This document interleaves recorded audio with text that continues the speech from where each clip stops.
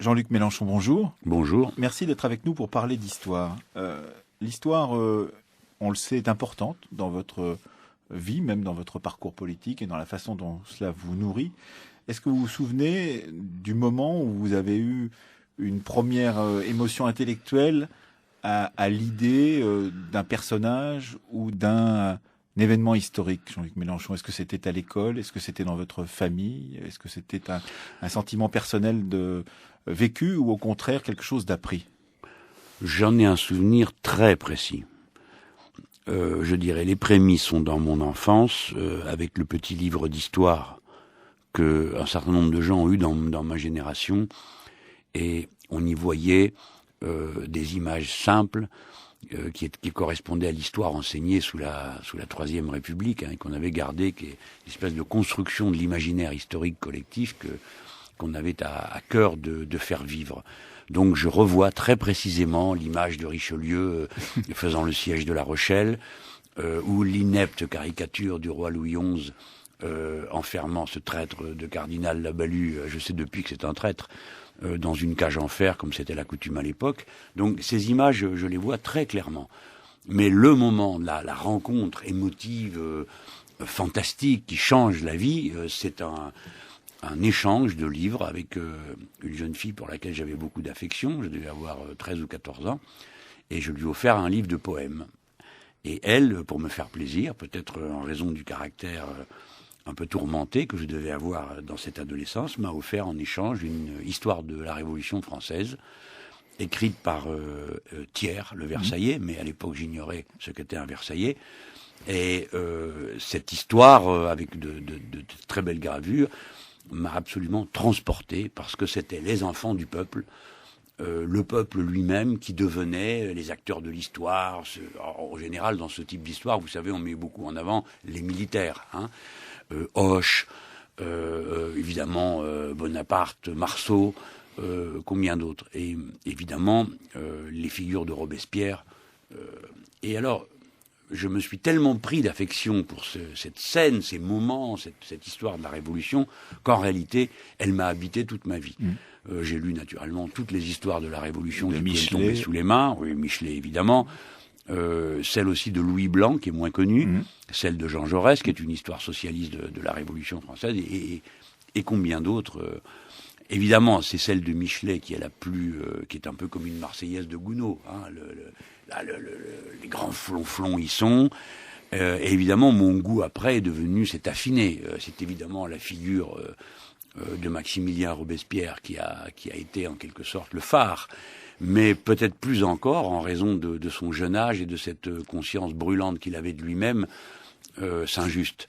Vous le citez d'ailleurs dans un nouveau livre. Vous terminez même votre dernier livre, Qu'ils s'en aillent tous, par une citation de Saint-Just, Osons. Oui, parce qu'il a eu une espèce de sentiment romanesque et héroïque de l'histoire. On envoie Saint-Just aux armées sur le front de l'Est, où il a rempli un rôle extraordinaire au moment où la patrie était en danger.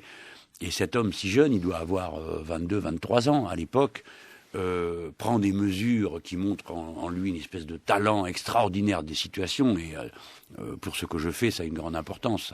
La politique, c'est un art de réalisation. Il faut bien sûr être armé théoriquement, mais il faut avoir ce sens du moment, le kairos des Grecs en quelque sorte. Mais là, c'est dans l'action. Et Saint-Just arrive, et c'est extraordinaire. Les troupes sont dans des campements sordides, il y manque des chaussures. Il fait aussitôt un arrêté qui oblige les bourgeois de Strasbourg à fournir 20 000 paires de chaussures en sous 48 heures, ce qu'ils font d'ailleurs promptement, ils y avaient intérêt. Ensuite, il édicte toutes sortes de décisions de cette nature, et enfin, il se porte sur le front à Landau, et il se met, il a ces 3 plumes bleu, blanc, rouge sur la tête. Il faut s'imaginer la cible que ça représente. Un type harnaché de cette manière-là, qu'on voit à 200 ou 300 mètres, c'est-à-dire largement à la portée d'un fusil, et il bondit des tranchées pour faire sortir la troupe, sous les cris Landau ou la mort. Il invente les slogans politiques, bref. Ce personnage, vous voyez, j'en vibre encore, je m'y vois. Et mais vous en vibrez comme quand vous aviez 13 ou 14 ans, ou vous en vibrez comme à chacune des époques en question? C'est-à-dire, est-ce que chacune des époques de lecture d'une nouvelle histoire de la Révolution française s'est ajoutée aux autres, en a enlevé? À chaque fois, ça a ajouté. Évidemment, mon regard est plus critique, ou plus.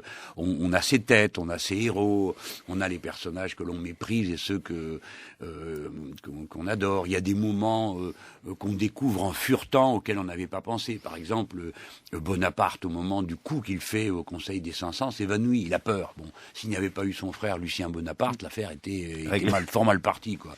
Je donne ce petit exemple, mais beaucoup d'autres m'ont touché profondément. Il est clair que pour moi, le tonnerre de la Révolution, son onde de choc de 1789, m'habite à l'heure à laquelle nous parlons. Mais simplement, ce qui est important aussi, c'est de voir les lectures successives, les changements de cap. Il y a évidemment l'histoire de la Révolution racontée par Soboul, il y a l'histoire de la Révolution racontée par Furet plus tard, avec les films, par exemple, qui nous habitent aussi, parce que il y a eu le Danton de Vaïda, un moment très important, mais simplement qui a changé, pour certains des spectateurs, qui a changé la vision que l'on pouvait avoir et de Danton et de Robespierre. Et ça, c'était parce que ça parlait aussi du contemporain, de ce qui se passait en Pologne, etc., etc. Ça a été terrible, parce que, bien sûr que l'histoire est un enjeu. Alors, il y a plusieurs niveaux de l'histoire. Il y a l'histoire scientifique, celle des historiens, qui est donc une matière, comme toute matière scientifique, sans cesse remise en cause, et où il n'y a pas de certitude.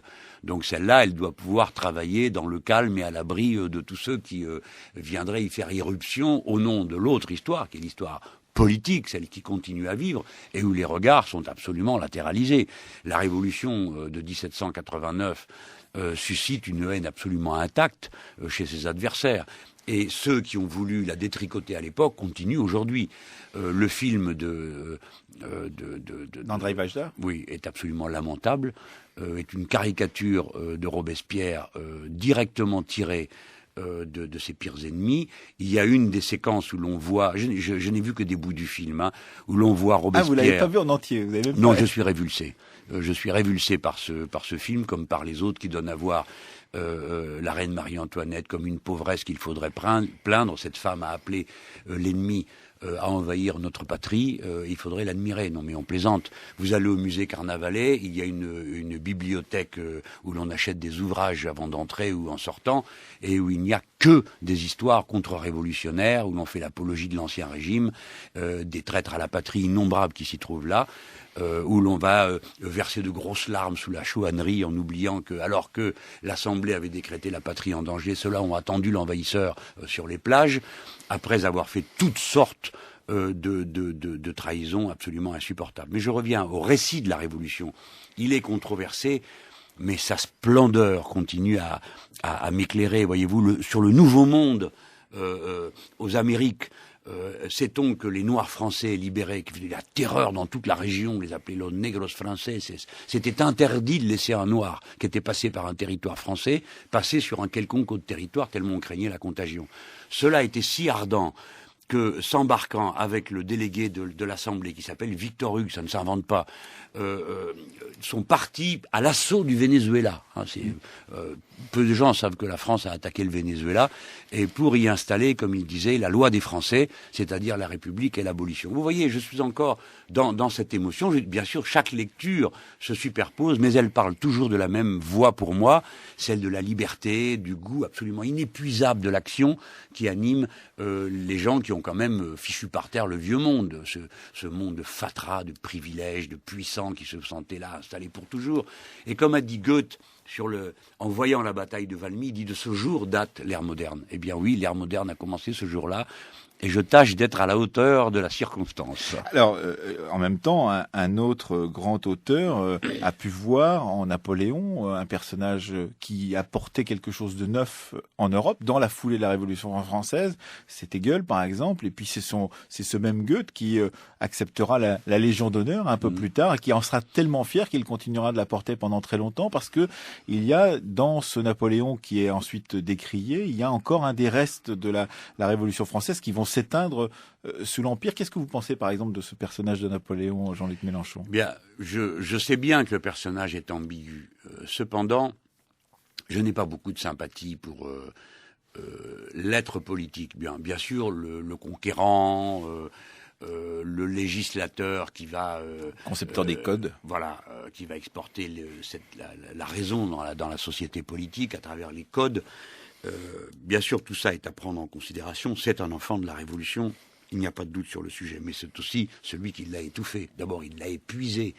Le peuple français a mis des décennies à se remettre de la saignée qu'ont représenté les guerres d'Empire. S'est-il jamais remis d'ailleurs de ces défaites? Certains disent que depuis la fin de l'Empire, eh bien, la France n'est allée que de défaite en défaite. Non, mais ça, ce sont les déclinistes qui ont toujours besoin de gémir abondamment. La France est intacte dans sa capacité à inventer, à intervenir, et vous verrez qu'au premier signal de combat, tout le monde sera à son poste. Je n'ai pas le moindre doute sur le sujet. Je crois au contraire à l'extraordinaire inventivité de ce peuple, qui est travaillé en profondeur par sa position géographique. Nous sommes le bout du continent, donc à la fin des fins, tout le monde finit par atterrir là.